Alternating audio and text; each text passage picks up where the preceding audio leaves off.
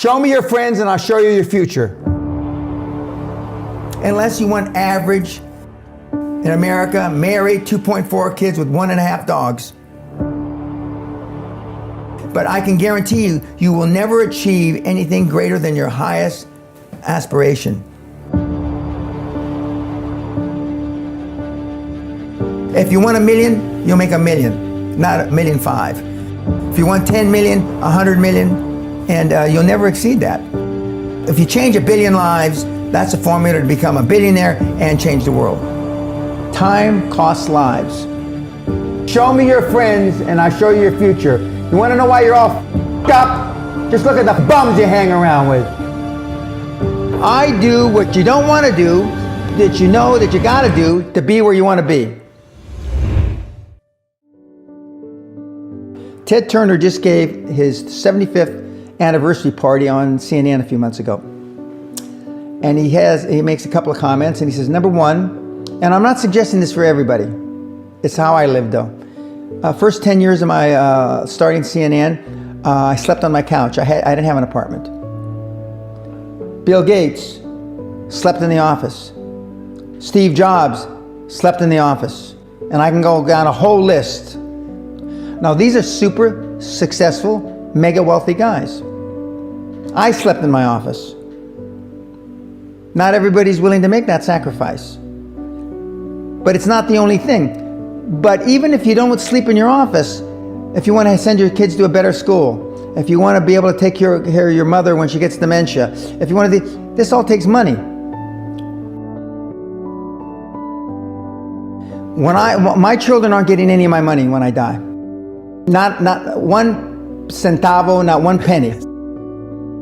And 2 of my kids are cool with it. One of them's not so cool with it. I'm not gonna, I think Andrew Carnegie, by the way, Andrew Carnegie, arguably the richest, most successful entrepreneur of all time, he said the best thing that you can have for a child is him to be born into poverty. And I agree.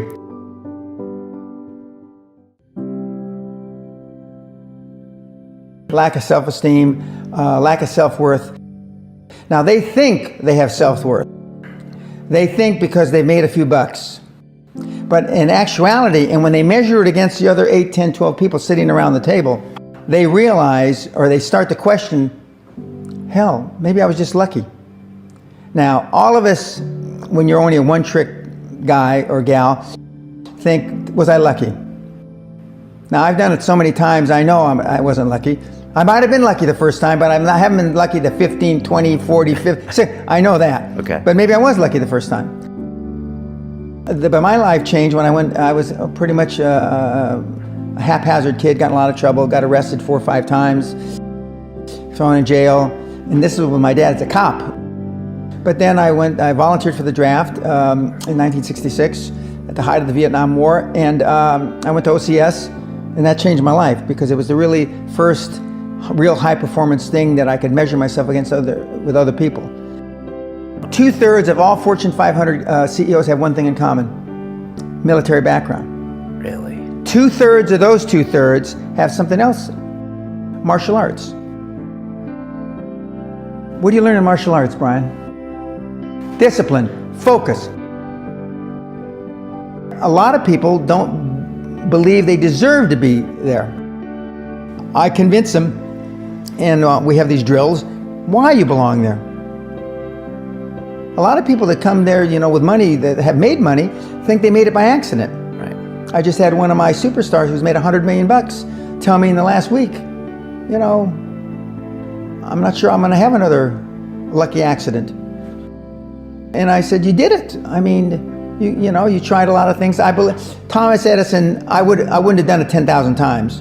Okay. I would have hired an engineer from MIT to do it.